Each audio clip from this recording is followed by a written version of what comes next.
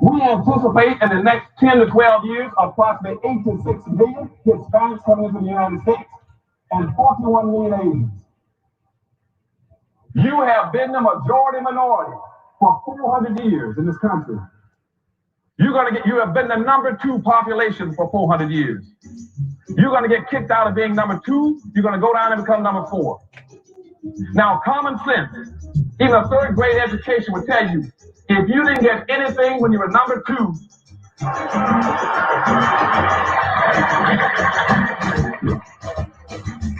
you all jumped ahead of me, but anyway, you can get what you're going to get when you become number 4. President Biden, do you support reparations? Well, I mean, since I haven't spoken on this for a chance, number one, the reason we're the country we are is because of immigration. We've been able to take guests from every single continent. The people who come here have determination, resilience. They are ready to stand up and work like the devil. We have 2,400 children in our school today is Hispanic. The idea that we are going to walk away and not provide every opportunity for them is not only stupid and immoral, but it's bad for America. They are the future of America. Systemic racism that has plagued our nation for far, far too long. I said that over the course of the past year that the blinders have been taken off the nation, the American people. But what many Americans didn't see or had simply refused to see couldn't be ignored any longer. Those 8 minutes and 46 seconds that took George Floyd's life opened the eyes of millions of Americans and millions of people around all over the world. It was the knee on the neck of justice, and it wouldn't be forgotten. It's not white Americans' fault, but just a fact.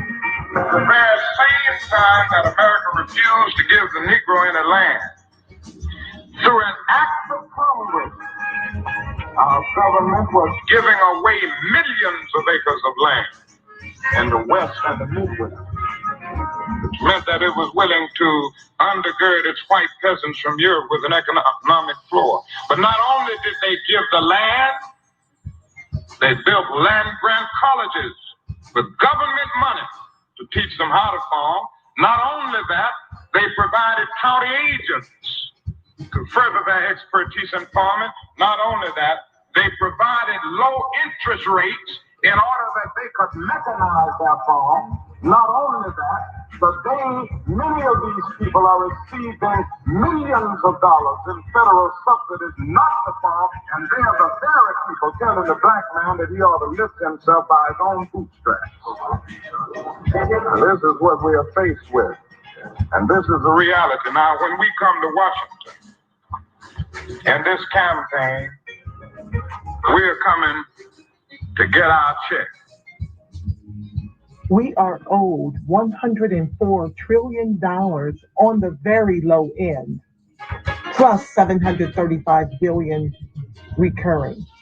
This number does not include the cost of about 50 Black Wall Streets that were decimated, nor compound interest from 2017 when Sean V. Rochester's book, The Black Tax, was published, nor the cost of Black life, nor the cost of living increases, nor the war on drugs, nor the current day pandemic. The number I'm working with is for slavery, Jim Crow, and accrued ongoing systemic racism, oppression, and disadvantage in the country our ancestors built with their lives. Good afternoon in the West Coast. Good afternoon in the mountain. Good afternoon in the Central. Good afternoon on the East Coast. You know exactly who it is, family. Angela Nirvana, your hostess with the mostest on the Reparationist perspective, bringing you those ADOCS hot topics and making the case for reparations, making the case for weaponizing our vote and socializing our suffering. And today, family, it is your rendition of As the World of ADOCS Turns, your midday wake-up call. Yes, family, we're leaning in. We ain't giving up. We ain't giving out. We ain't giving in. Okay, this is our square. We want what is owed to us by a government who has tethered us to the bottom of this country as the anchor of its capitalism that was built on the backs of our ancestors. Heinous chattel slave labor. Oh, we want that 10%. We are owed the top 10% of the structure in this entire country. Everything should be beneath us. That's right, I said it. They stole and killed so that they could be amongst the wealthiest, sharing in the over $100 trillion, which is the egregious racial wealth gap. ADOCS shares in less than 700 billion since COVID. And I am on my square to talk all about it. To tell the TR room, to tell it like it TR is. And I thank you for being over here with me, supporting my voice, supporting my fight, supporting my advocacy. I am not letting it go until they cut the check in the trillions over multi-generations. Neither is Denise Jarrett, expert stylist. Neither is Brian C. Johnson. Neither is YVOC Info. We are on our square and we are inviting those of you who have yet to chat where you're slinging bricks. Hey, welcome to the live. We invite you to the fight as our comrades. This show and all my shows are designed to keep a spotlight on what the devilment has killed for and stolen from ADOCS, who built all the wealth all the groups eat from. You can disable me, Facebook. Do what you like, ScrewTube, censor, shadow ban. I am going to ring this alarm Monday through Thursdays with your midday wake-up call at noon Pacific Standard Time and your anti-Black racism report. What's up, Trey X? Another comrade. Welcome to the live, my love. Listen. Trey Lincoln, rather. I just learned you and Trey X are different. Welcome, Trey Lincoln. Always glad to have all the Treys, all the ADOCS, all the allies are welcome over here for your education. I come back at 6 p.m. Pacific Standard Time for your anti-Black racism report, because I'm keeping a spotlight on us until we are thriving in the country our ancestors built, because that's what they paid the price for. They paid the price so that we, their descendants, could have intergenerational wealth until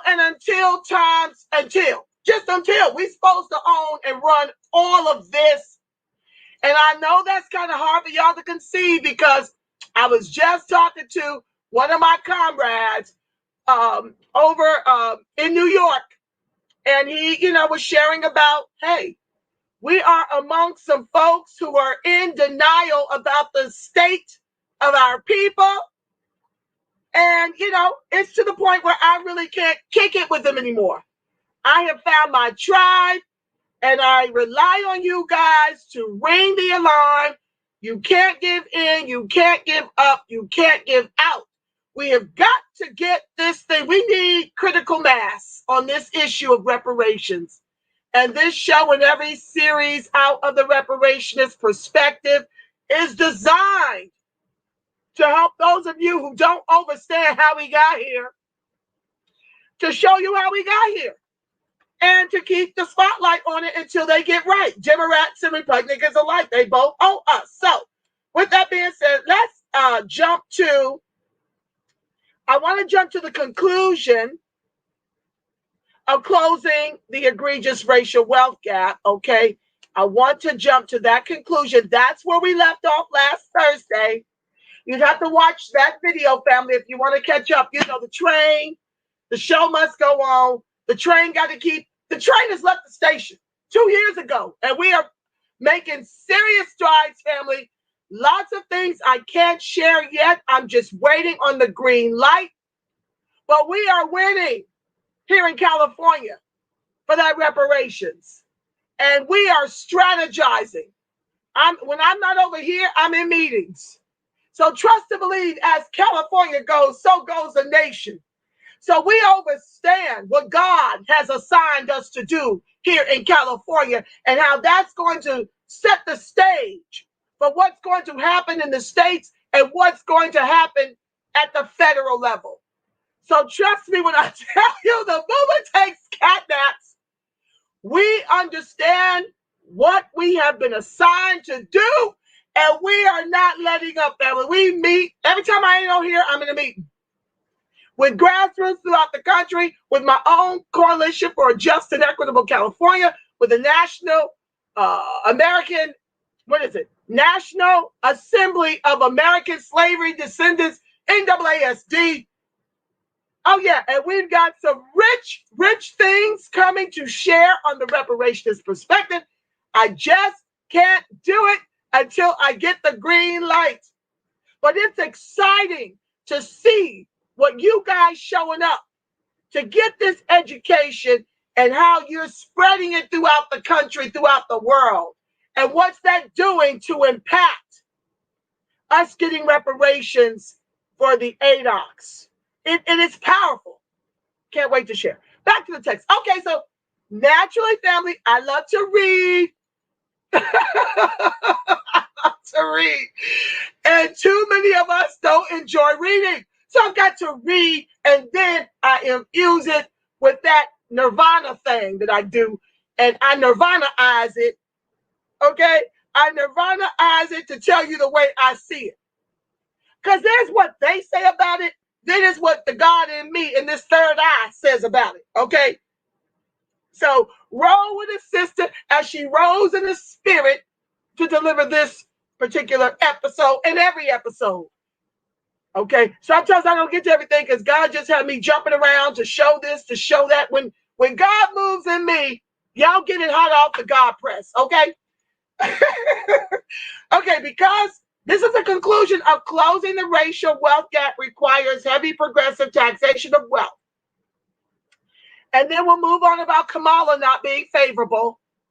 And then we'll jump to why we need reparations article. That's about 6 pages. That'll probably be a continuation. And then I'm going to finish up what we get wrong about closing the egregious racial wealth gap. So I'll be infusing a little bit of current events, things that make me go, okay. Like it's not surprising to me that Kamala the Chameleon is not very popular. No surprises here, but we'll get into it. And I'll revisit why she ain't popular. Because she wasn't chosen by we the people. She was inserted by the Democratic government. That's what happened. Anyway, I don't want to get ahead of myself. Because wealth in the United States is so highly concentrated. Me speaking, that is our wealth. That is what we would have done to amass over $100 trillion in household dollars had we been alive to do it, had they not burned down everything we built from nothing. Okay? And because the extremely wealthy are almost exclusively white people, or, me speaking, people they make white. I was just talking to my friend in New York. He found out he's 20% Italian. And he mentioned how the Italians used to get lynched. That was before the Italians were made white. The Irish were Wiggers before they were made white.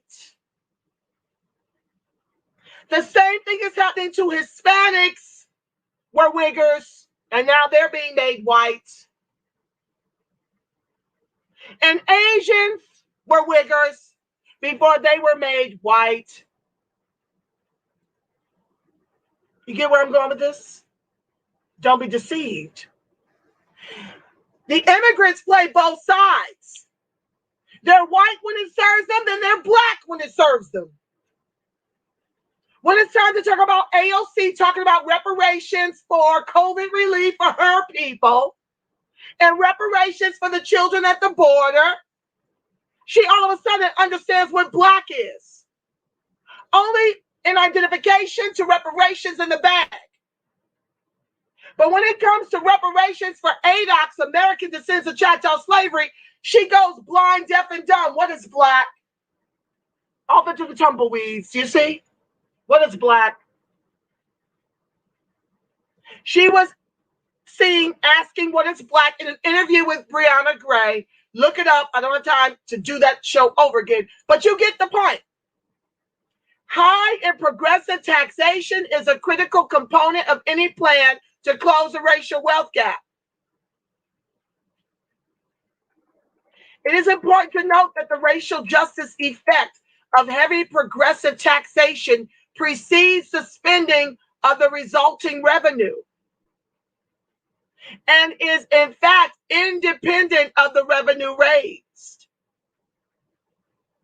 The direct economic effects of taxation are often underappreciated. There is a tendency to focus on how the money raised will be spent. You damn straight. Me speaking. Yes, there is a tremendous focus on how the money raised will be spent.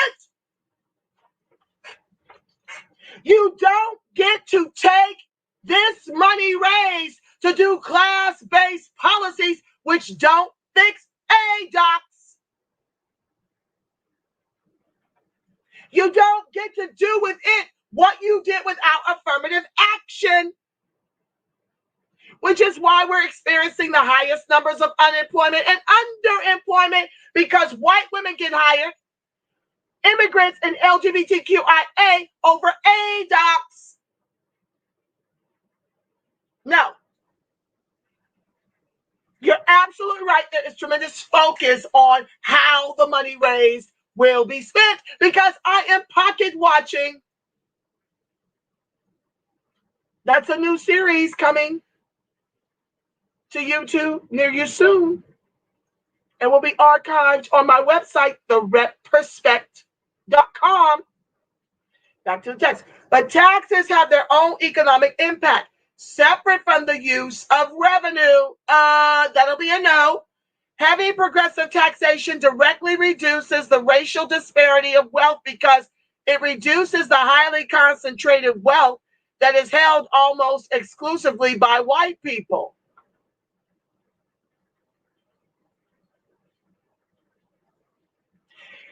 Heavy progressive taxation does not directly reduce the racial disparity of wealth. This is more of that trickle-down economics that never works. Remember under Reagan? Trickle down.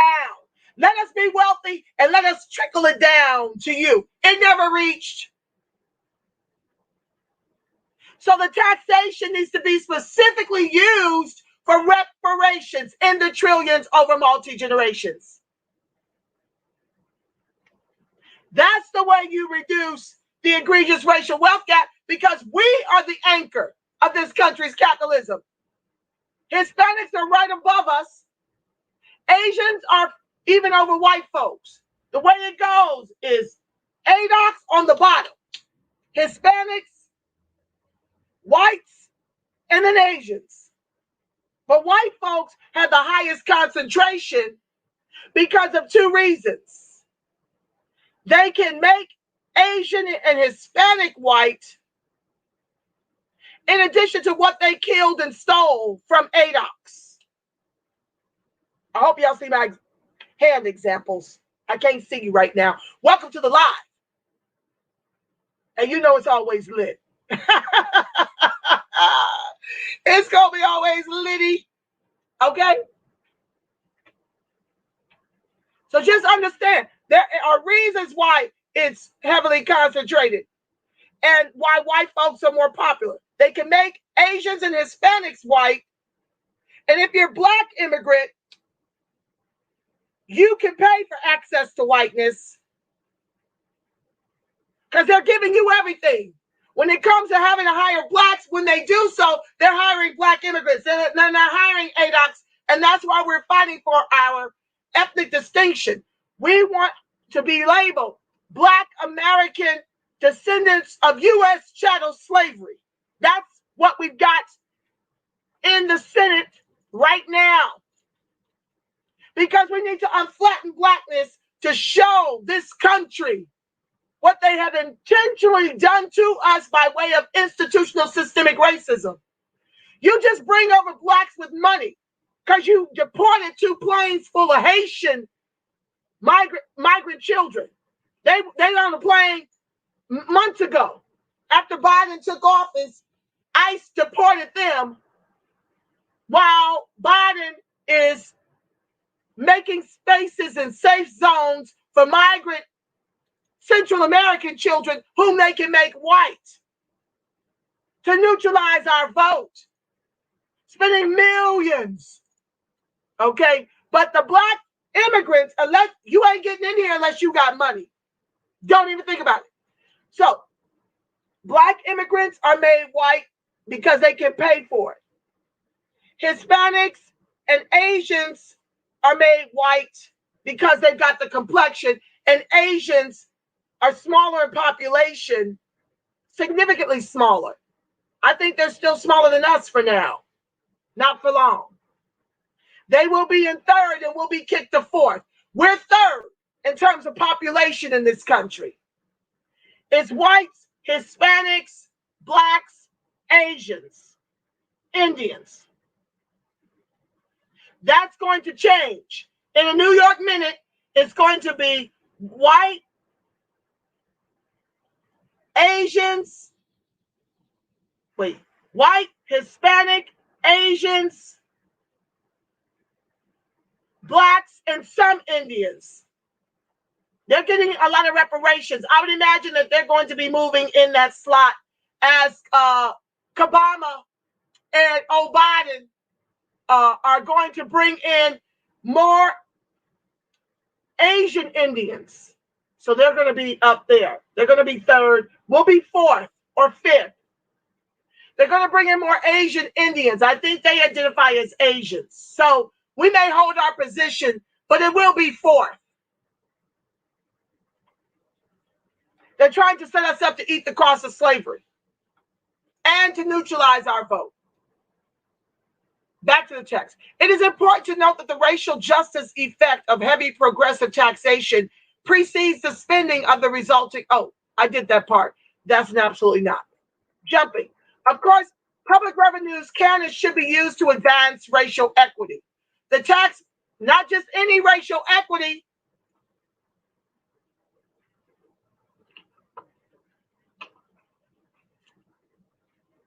When you fix Hispanics, for example, who are already above us, and you give them more leverage without paying us the reparations, where are we? On the bottom still.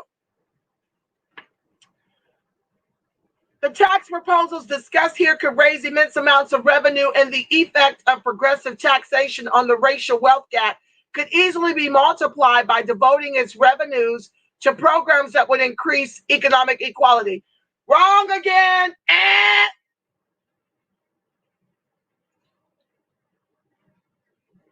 We don't want programs. We want 151 million per ADOCS directly deposited to our accounts, and we'll take it on installments over the next 500 years. We see what they do with our programs. They give with the left and take away with the right to give to white women, immigrants, and LGBTQIA. No thank you to your programs that leave ADOCS completely out. No thank you. With 151 million per ADOC, we can pay for our own education at whatever school we choose. We can start our own businesses. We can build our homes from the ground up on the land we own. We can pay for the most superior health care and be in charge and control of our own children's education from K through 12. We could, but by having our own businesses, we can hire each other the way the rest of y'all do, the way the white folks do, and the Asian folks do, and the Hispanic folks do, and the Black immigrants do. We don't want your programs. No, thank you.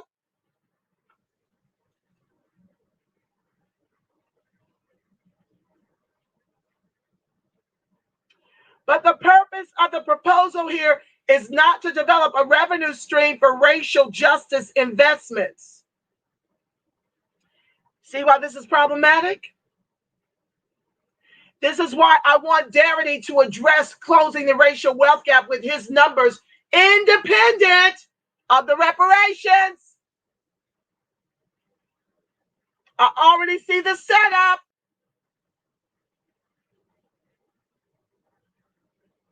The purpose of the proposal here is not to develop a revenue stream for racial justice investments. Sorry, guys. Let me silence this.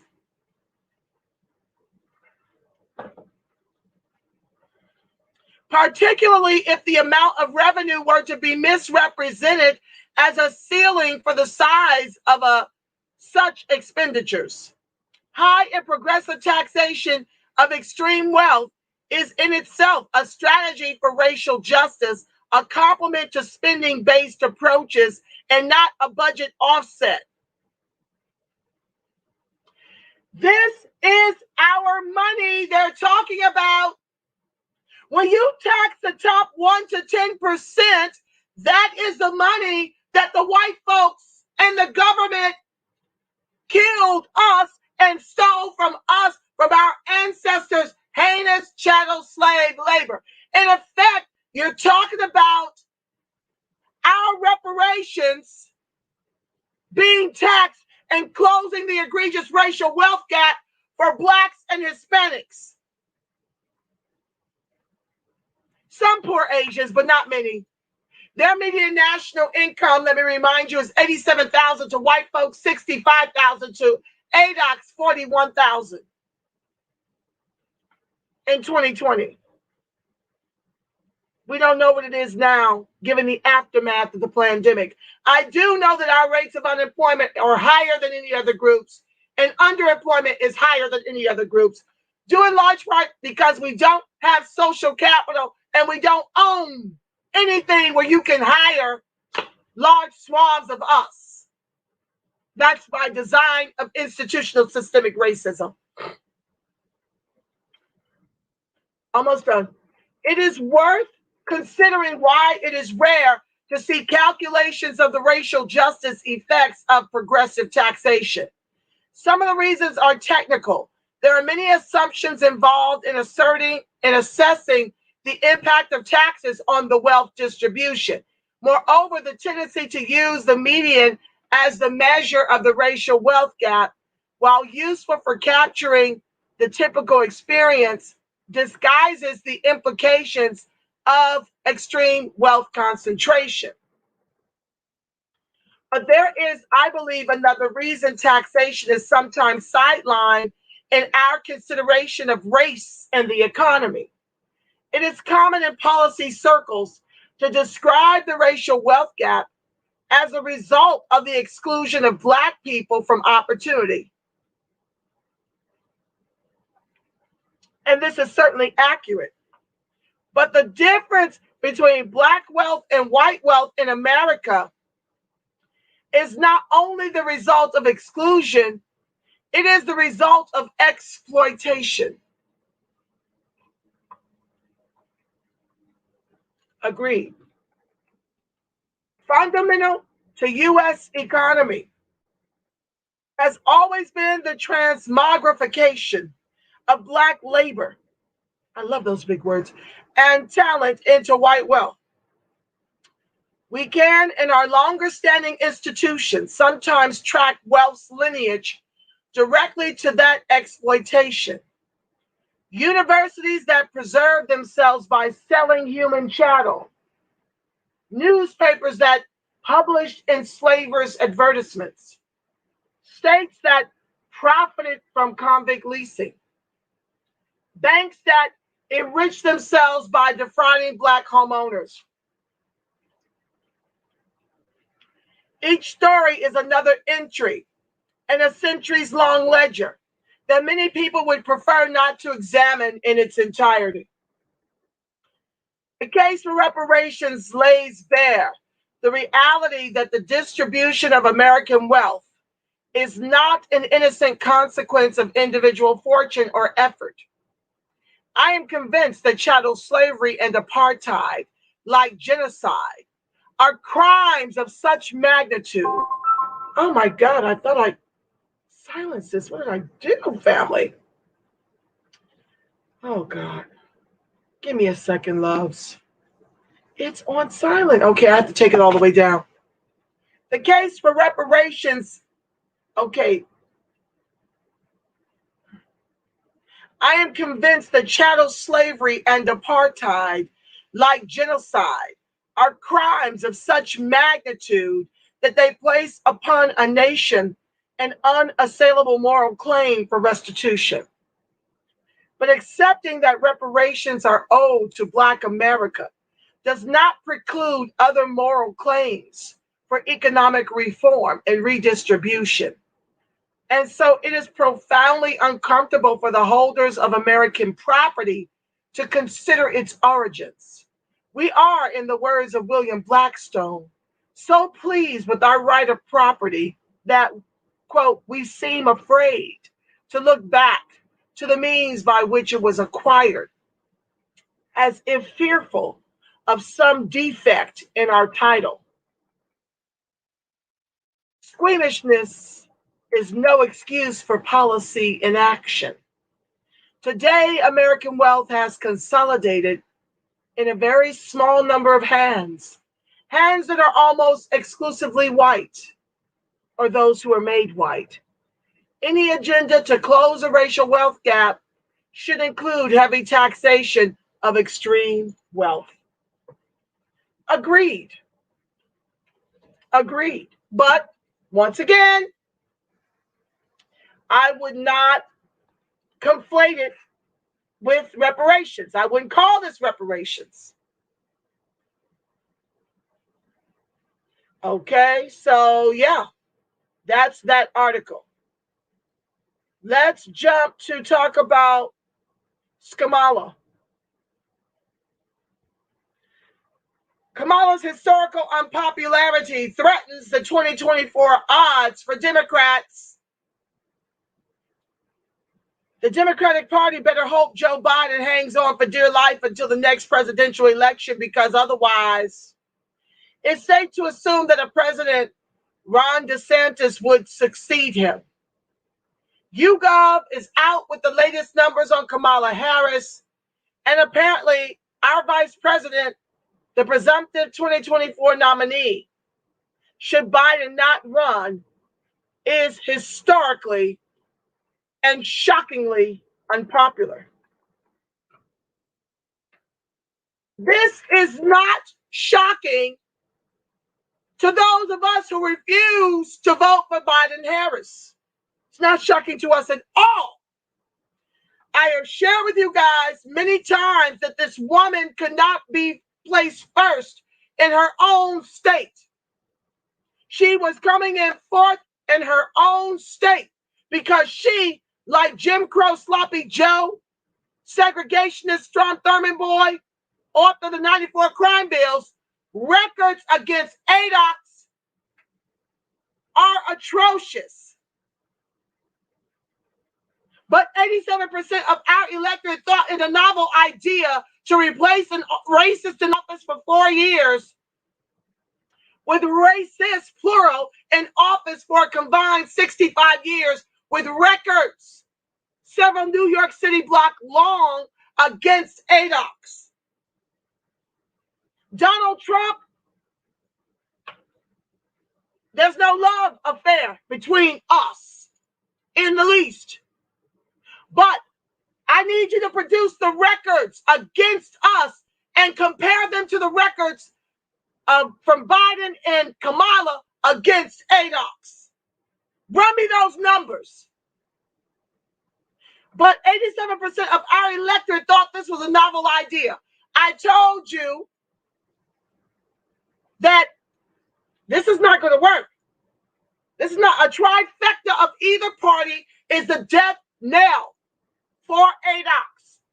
We need a blue Congress to protect the over 53% of ADOCS who rely on government assistance by design of institutional systemic racism and a red top of the ticket until they cut the check in the trillions over multi-generations.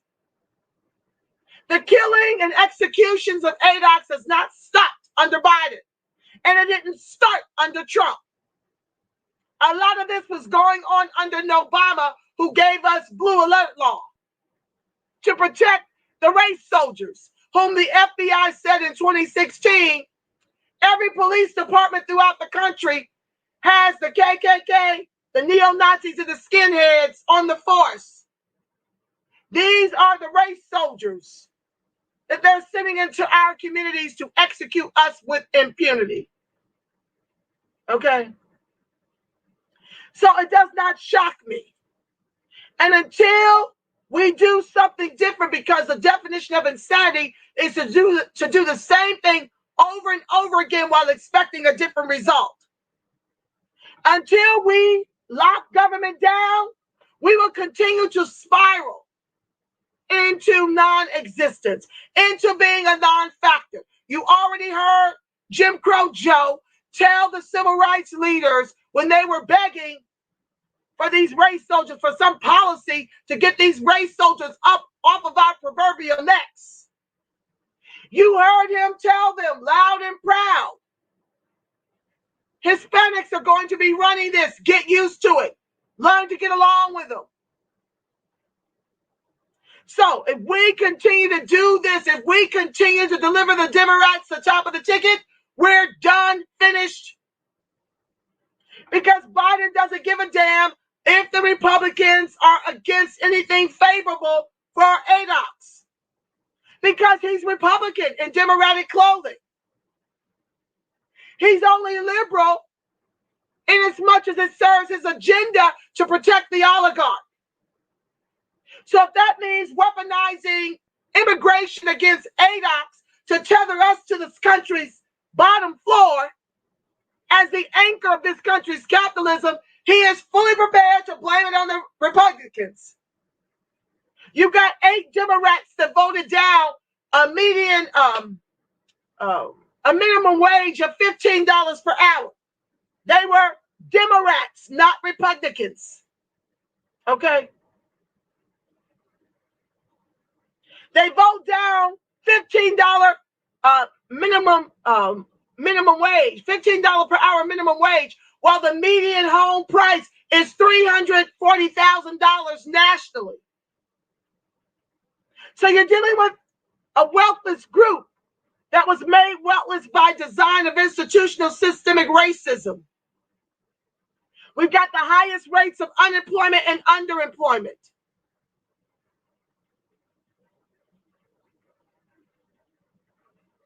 Okay?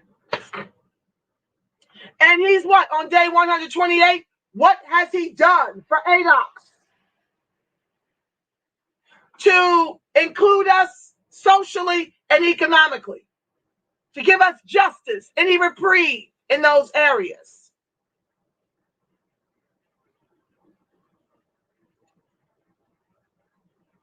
So you literally have a wealthless group that is being wiped out. We can't even afford, many of us, far too many can't even afford home ownership, business ownership.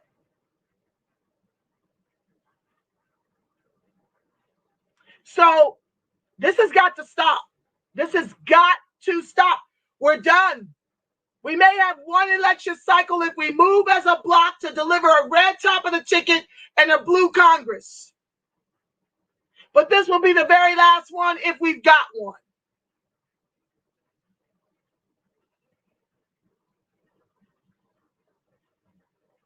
So let's move on to the next article. Hold on, family. I gotta find it. I've got so many tabs open. Okay, that's one that we'll do next. Oh, Lord.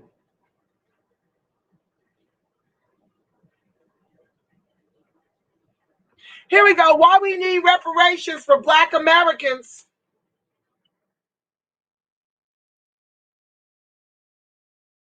I'll be commenting in between.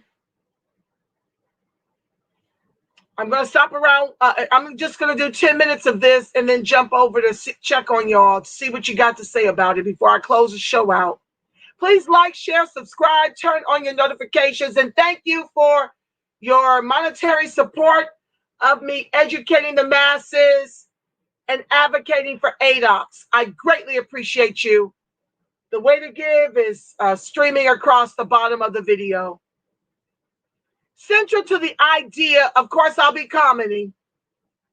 Central to the idea of the American dream lies an assumption that we all have an equal opportunity to generate the kind of wealth that brings meaning to the words life, liberty, and the pursuit of happiness, boldly penned in the Declaration of Independence. The American dream portends that with hard work, a person can own a home, start a business, and grow a nest egg for generations to draw upon. This belief, however, has been defied repeatedly by the United States government's own decrees that denied wealth building opportunities to Black Americans.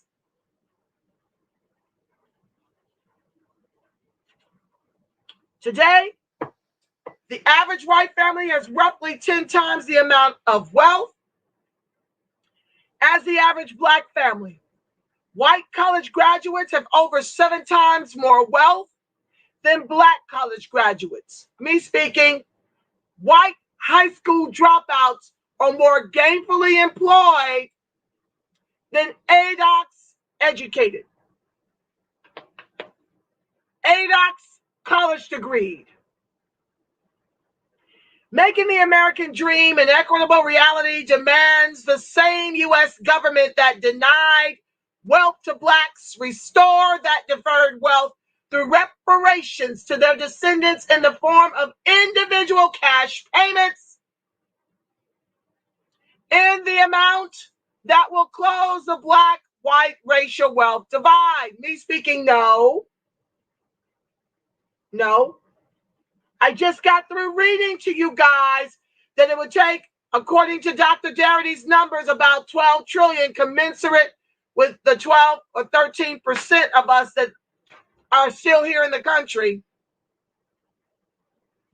I'm not about closing. I'm about closing that racial wealth gap. I don't like trying to pass that off as reparations. I'm against that. I'm against that because it's not nearly enough when we're owed, according to some mayors' consortiums, about 6.2 quadrillion. I can meet in the middle. I'm cool with meeting in the middle. But I don't like this idea of saying this is reparations. Close the egregious racial wealth gap should be one program, and reparations should be something altogether different. This is not the Japanese internment camps that we're trying to repair here. And it's not our fault that it's so much. Not my monkey, not my circus, that they took everything from us and gave it to white immigrants and white slaveholders. And continue. It's been 400 plus years now. Not my fault that they're waiting this long to even study it. Of which they want to study a cashless reparations. There's room to negotiate. We can meet in the middle. While I get 6.2 quadrillion is outlandish and will probably never happen, 12 trillion is too low. If you start with 12 trillion as your negotiation place, if you meet in the middle, you're talking about 6 trillion for 41 million, 37 million ADOCS. The difference is Black immigrants. Blacks that migrated to the country. We are the ones that are owed that. They get CARICOM. So I'm done with that commercial break. I've got 5 minutes to read this. Making the American dream an equitable reality demands the same U.S. government that denied wealth to blacks restore that deferred wealth through okay, I did that part. Additionally, reparations should come in the form of wealth-building opportunities that address racial disparities in education, housing, and business ownership. Me speaking. This is why once you get in this fight, family, you have to be prepared to fight forever. You have to be prepared to teach your children to fight and your children. Just like the Indians have their stuff on lock, the Japanese got their stuff on lock, the Jews got their stuff on lock. We are going to have to not only procure the reparations and the programs, the opportunities, I like that word better. We have to put a strong gate up lest there'll be $5 white ADOCS, $5 Hispanic ADOCS, $5 Asian ADOCS, $5 LGBTQIA ADOCS, $5 Indian ADOCS. If we don't continue to play offense and defense for the rest of our days, the very thing with reparations, the very thing that happened with our affirmative action will happen with reparations. Mark my word. You heard it here.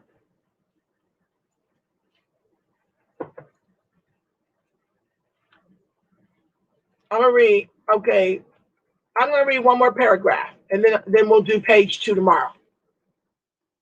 In 1860, over $3 billion was the value assigned to the physical bodies of enslaved Black Americans to be used as free labor and production. This was more money than was invested in factories and railroads combined. In 1861, the value placed on cotton produced by enslaved Blacks was $250 million.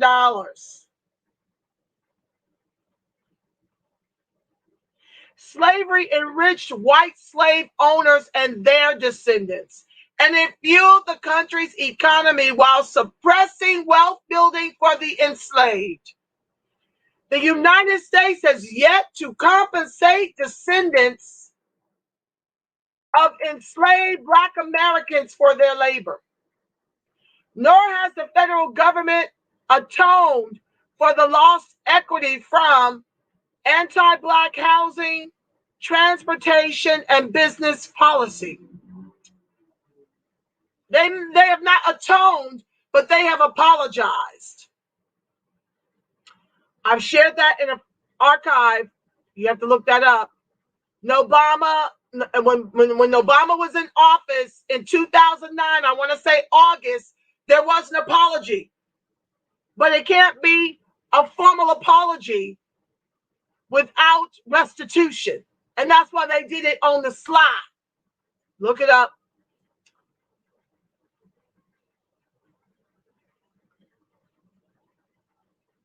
Slavery, Jim Crow segregation, anti-Black practices like redlining, and other discriminatory public policies in criminal justice and education have robbed Black Americans of the opportunities to build wealth, defined as assets minus debt, afforded to their white peers.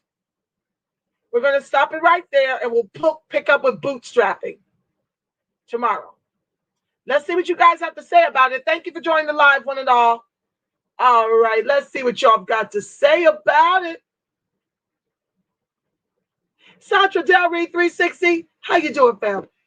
Welcome to the live. The only thing trickle-down policies do is keep those in need grasping for false hope. You said a mouthful, Brian, as usual. Wyvox says, yep, other groups are hired over us. Most of the Black managers at the Whole Foods I've encountered have been immigrants. How about the mayor over in that town where Kim Potter executed Dante Wright? He's an immigrant, Black immigrant. That's what they're doing to fill the Black card. to replace us with black immigrants across industries. They have taken our birthright. No, I would venture to say that the government has given our birthright away because it is the government's goal. This is their 100-year plan coming into fruition to make us fourth-class citizens in the country our ancestors built with their lives and to make us eat the cost of slavery.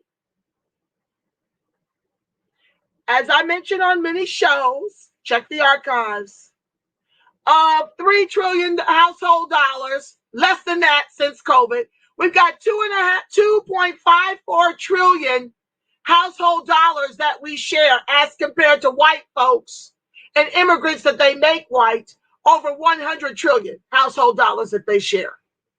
And of that 2.54 trillion, 2.5 trillion of it is shared by 10% of blacks in this country, while less than 700 billion is shared by 90% of blacks in this country.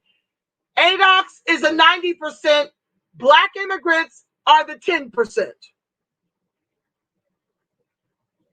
There's some overlapping, but not much. In other words, some ADOCS share in the 2.5 trillion and some black immigrants share in the less than 700 billion. You can't allow, Brian says, you can't allow groups to climb and elevate if there isn't someone that isn't getting the likewise opportunity. Brian, sadly, they can, and that's exactly what they're doing. A large portion of the occupational management here in New York is either white women or Hispanics. From what I've experienced, you can be qualified, yet still pass you over for one of theirs. Yes, indeed, darling. Yes, Brian, you're absolutely right. You don't have the complexion for the protection. You are ADOCS. This is by design of institutional systemic racism. And I'm here ringing the alarm. I'd appreciate your like, share, subscribe, and turn on your notifications. Dorothy Nichols, welcome to the live, my love. I love her. She is so right. Thank you, family, for supporting my voice in this very important second wave of civil rights, the most important wave to matter, right? This is the most important fight. Thank you for access to the toilets and to the water fountains and to the lunch counters. I'm not trying to minimize the first civil rights movement at all. At all. Please don't think I'm sliding that in the least. But the one they executed Dr. Martin Luther King Jr. for was when he was coming for that reparations in the trillions over multi-generations. That was the last 3 years of his work, along with the Poor People's Movement. That's when he was executed. Not for access to whiteness in the schools and things of this nature. They executed when he was coming for that check. I play it at the top of the show. Every show, you get that fire intro about all the puckery and Dr. Martin Luther King Jr.'s fight for our reparations.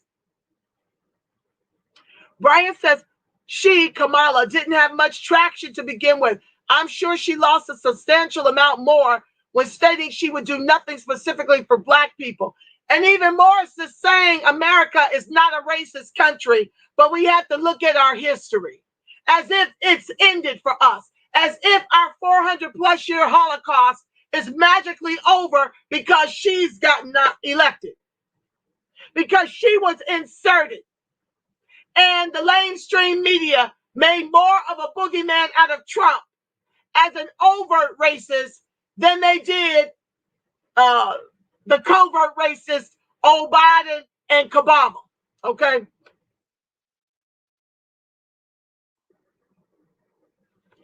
Wyvok says the 100-year commemoration of the 1921 massacre and destruction of Tulsa is on May 31st. Just wanted to pass along. Thank you, sister, or my brother. I don't know Wyvok info. I don't know if you're male or female. Sorry. My sister is so right. I totally concur. Thank you, my love. Brian says, on keeping it on lock. Much agreed. I can see the blackfishing now upon ADOCS receiving reparations. You thought Rachel Dulles was bad? Oy vey. Absolutely, Brian. It's already happening. You see, everybody got reparations on their lips since we started moving. Since the reparationist movement started moving and pushing in the social media spaces. Now it's on the lips of BIPOC and Hispanics, and I don't know if Asians has gotten in on it yet, but they just did get $80.5 million from Biden. Okay, they got $80.5 million for their COVID relief. We died disproportionately from COVID. They get COVID relief. We die disproportionately from domestic violence. They get COVID relief. They get $80.5 million for domestic terrorists, domestic violence. We are the most executed by the race soldiers. Biden weaponizes what happened to George Floyd to give Asians protections when 68% of their assaults are verbal. Dorothy said, that's right. Coming for that check. Absolutely, he was coming for that check. And with that said, family, that's my time. I got to get ready for court this afternoon. I got a case that I've got to prepare. I'll see you guys, I hope, back at 6 p.m. for your anti-Black racism report. Let me see, what are you in store for me talking about? Hold on one second. Let me tell you what's coming up, what you're in store for on your anti-Black racism report this evening at 6 o'clock. Lord, did I not copy and paste it? Hold on, family. Okay. This evening, I'm going to be sharing the way I see it about the Black business owner who shot and killed a burglar, how he served 1 year and is now awaiting trial. I'm going to talk about Kim Potter, the cop charged in Dante Wright shooting. I'm going to talk about at least 18 states dropping $300 a week federal unemployment benefits. I was supposed to talk about Kamala's historical unpopularity threatens the 2024 odds for Democrats, but you already got it on this segment. We're going to get those things in, and I may revisit the one that I left off on to show more videos of these white fools who get protections by the white race soldiers. What's that one called? I don't know if I want to even fool with it anymore. It just makes me sick and tired. Violent white folks who were taken into custody with loving care by police. If I can stomach it, I'll finish that segment. All right, family. I thank you guys so much for joining the live. I really, really do. And I hope to see you back. The Ratchet Racism series. Yes, Brian. The Ratchet Racism series. On all the fronts, okay? I'm keeping a spotlight on our 400 plus year Holocaust on that particular series. Hope to see you back at 6 p.m. Until, I love you, Black. I love you strong. Peace, family.